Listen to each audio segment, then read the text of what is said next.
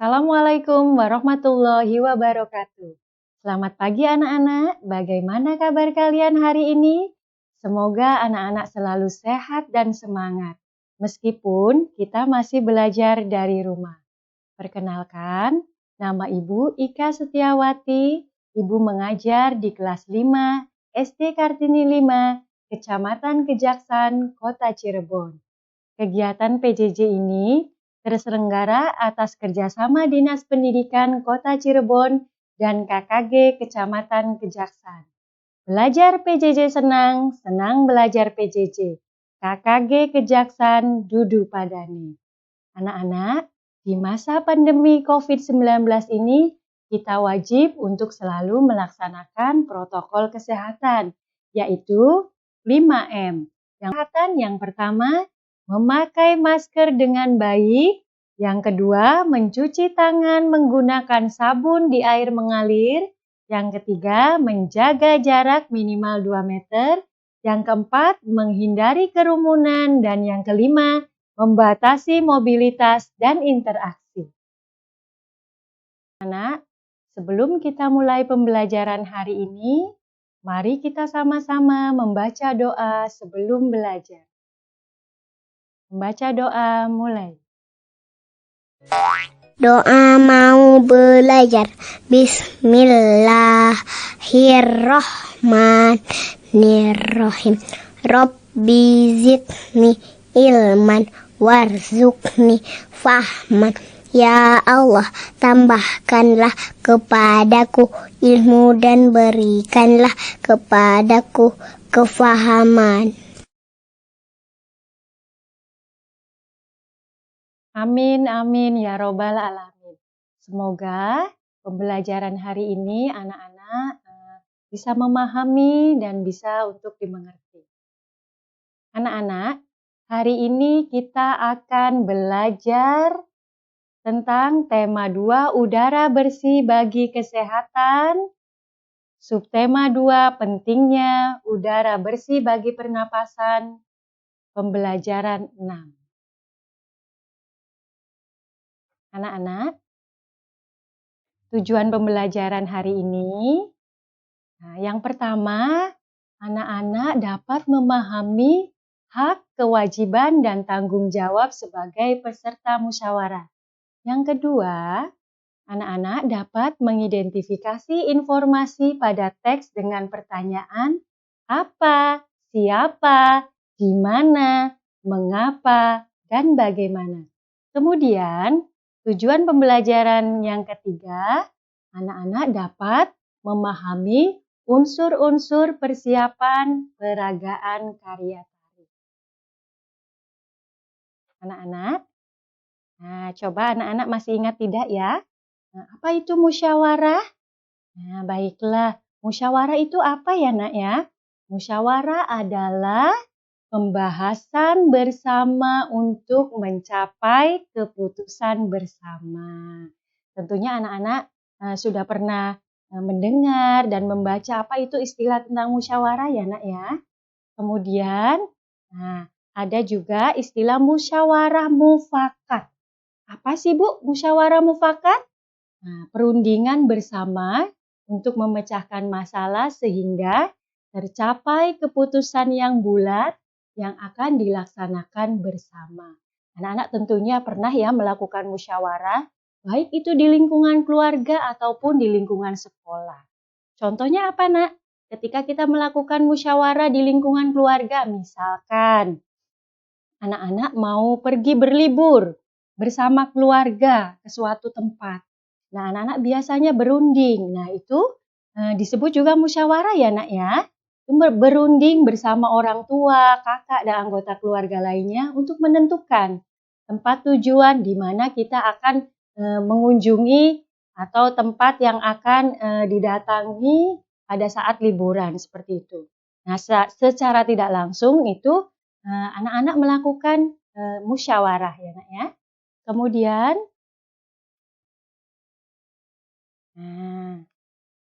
musyawarah itu akan menghasilkan apa anak-anak? Keputusan bersama. Keputusan bersama itu tentunya jika sudah ada keputusan bersama tentunya harus bagaimana? Harus kita laksanakan. Harus kita laksanakan bagaimana ya?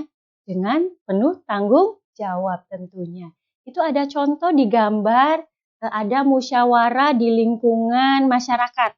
Contohnya itu ada rapat ya RW 1. Nah, itu contoh kegiatan musyawarah. Kemudian, nah nilai-nilai penting dalam musyawarah ya anak-anak ya. Nah, dalam musyawarah biasanya kita selalu mendengar ya perbedaan pendapat yang berbeda-beda.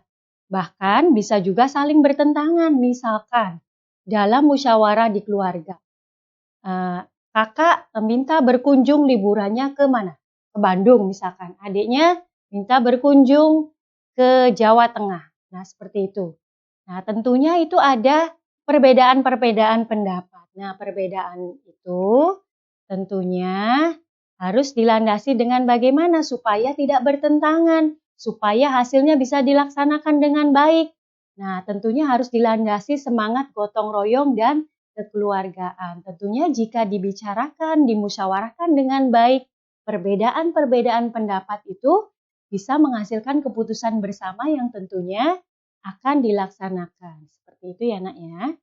Kemudian ada nilai-nilai yang penting dalam musyawarah. Nah, yang pertama harus dilandasi semangat kebersamaan. Yang kedua bagaimana anak-anak? Kebebasan mengemukakan berpendapat. Mengemukakan pendapat. Artinya siapapun yang ada dalam musyawarah tersebut, nah itu bebas mengemukakan pendapat. Walaupun pendapatnya itu berbeda-beda. Kemudian yang ketiga, harus bagaimana ya nak ya? Harus dapat menghargai pendapat orang lain. Meskipun itu berbeda, meskipun itu bertentangan, tetap kita harus menghargai. Kemudian yang keempat apa ya nak ya? Yang keempat tentunya harus ada persamaan hak. Nah haknya tadi apa? Mengemukakan pendapat. Kemudian kita juga harus berjiwa besar, harus legowo, harus menerima hasil keputusannya. Meskipun hasil keputusannya ya, berbeda dengan apa yang kita kemukakan, berbeda dengan pendapat kita. Kemudian selanjutnya itu kita harus bagaimana? Harus lapang dada menerima hasil musyawarah apapun itu. Kemudian yang tidak kalah pentingnya yaitu selanjutnya tanggung jawab. Anak-anak ya, tanggung jawab apa? Tanggung jawab untuk apa? Untuk dapat melaksanakan musyawarah. Kemudian, nah tentunya dalam kegiatan musyawarah juga ada hak dan kewajiban setiap peserta musyawarah. Yang pertama, hak peserta musyawarah. Hak itu bagaimana ya? Hak itu sesuatu yang kita dapatkan, yang kita peroleh, yang kita terima. Yang pertama kita berhak apa sebagai peserta musyawarah? Berhak menyampaikan pendapat. Kemudian yang kedua, berhak memberikan saran dan kritik. Yang ketiga, berhak menyetujui atau menolak pendapat orang lain. Kemudian yang keempat, berhak mendapatkan keadilan. Yang kelima, berhak mendapatkan perlakuan yang sama. Itu hak-hak peserta musyawarah. Selanjutnya, kewajiban peserta musyawarah anak-anak. Yang pertama, menghargai dan menghormati pendapat orang lain tentunya ya nak ya. Yang kedua, kewajiban sebagai peserta musyawarah yaitu tidak mencela dan memotong pendapat orang lain. Kemudian, yang ketiga, mentaati tata tertib dalam musyawarah. Yang keempat, tidak memperkeruh suasana musyawarah. Kemudian yang kelima, melaksanakan musyawarah tentunya dengan penuh rasa tanggung jawab. Nah, ini ada contoh tentang musyawarah rencana peragaan tari. Anak-anak tentunya anak-anak bisa melihat di layar monitor anak-anak ya. Ini ada siapa ya? Ada Edo. Ya, nih, mari kita sama-sama membaca teks tentang musyawarah ya. Edo dan teman-teman sekelasnya bermusyawarah. Mereka membicarakan tentang rencana peragaan tari. Sebelum musyawarah dilakukan, mereka sepakat bahwa musyawarah akan dipimpin oleh Edo. Selain itu, mereka juga sepakat bahwa Siti sebagai penulis yang akan mencatat jalannya musyawarah dan mencatat hasil musyawarah.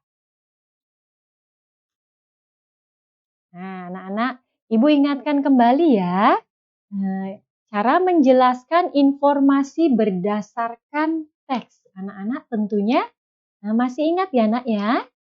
Ya, untuk mendapatkan informasi dari teks, nah yang pertama apa? Yang pertama, anak-anak membaca teks dengan seksama. Kemudian selanjutnya bagaimana ya? Selanjutnya membuat pertanyaan dengan menggunakan kata tanya, apa, di mana, kapan, siapa, mengapa, dan bagaimana. Kemudian anak-anak menjawabnya.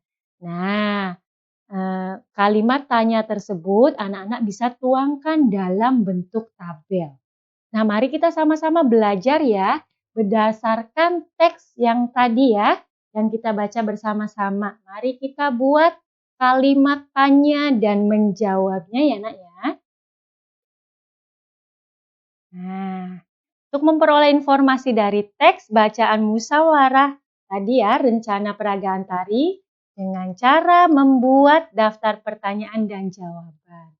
Kata tanya yang pertama yaitu apa? Nah, pertanyaannya, apa yang dilakukan Edo dan teman-temannya? Tadi Edo dan teman-temannya, nah, apa yang dilakukan mereka? Yaitu mereka melakukan musyawarah. Kemudian, kata tanya yang kedua yaitu siapa? Nah, siapa yang memimpin musyawarah? Siapa anak-anak yang memimpin musyawarah tadi? Nah, yang memimpin Edo yang memimpin musyawarah. Kemudian kata tanya yang ketiga, di mana? Nah, di mana musyawarah dilaksanakan? Musyawarah dilaksanakan di ruang kelas. Kemudian kata tanya yang keempat, yaitu bagaimana? Nah, bagaimana kesepakatan mereka sebelum melakukan musyawarah? Nah, berdasarkan teks tadi ya, Nak ya. Apa jawabannya?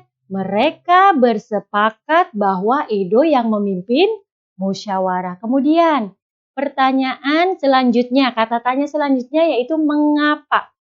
Mengapa mereka melakukan musyawarah? Nah, jawabannya karena mereka akan melaksanakan peragaan tari. Jadi anak-anak, untuk memperoleh informasi dari sebuah teks, anak-anak bisa menggunakan kata tanya, apa, siapa, di mana, bagaimana, mengapa, kemudian membuat pertanyaan dan menjawabnya. Jelas ya anak ya?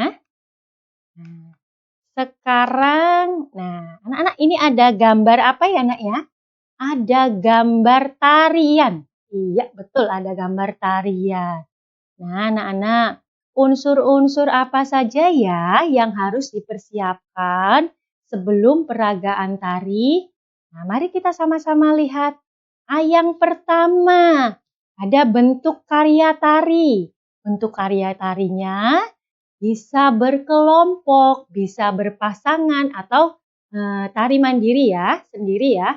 Kemudian jumlah penarinya, kita tentukan dulu jumlah penarinya. Atau 2, atau 3, atau 4, atau 5. Kemudian yang ketiga, properti tarinya. Apa yang akan digunakan nantinya? Apakah kipas atau piring dan sebagainya. Kemudian iringan tarinya. Iringan tarinya bisa menggunakan kaset atau CD atau iringan tari dalam bentuk pergelaran musik langsung ya Nak ya. Kemudian yang kelima yaitu busana tarinya. Akan menggunakan busana tari apa ya Nak ya.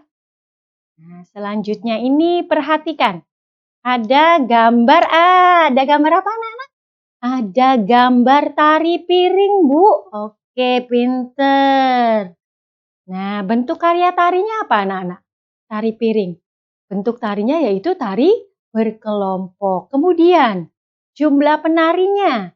Nah, tari piring ini berjumlah 3 sampai 7 penari. Kemudian yang ketiga, properti tarinya apa ya anak-anak ya yang digunakan?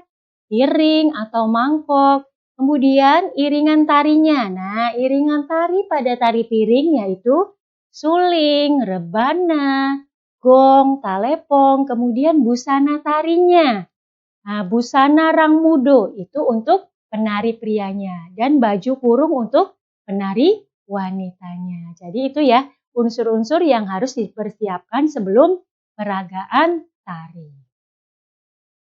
Kesimpulan pembelajaran hari ini anak-anak, yang pertama, agar pelaksanaan dan hasil musyawarah dapat terrealisasi dengan baik, peserta musyawarah harus dapat melaksanakan hak kewajiban dengan penuh tanggung jawab. Kemudian yang kedua, untuk mengetahui informasi dari teks bacaan, dapat menggunakan kalimat tanya dan menjawabnya dengan menggunakan kata tanya apa, siapa, di mana, bagaimana, dan mengapa.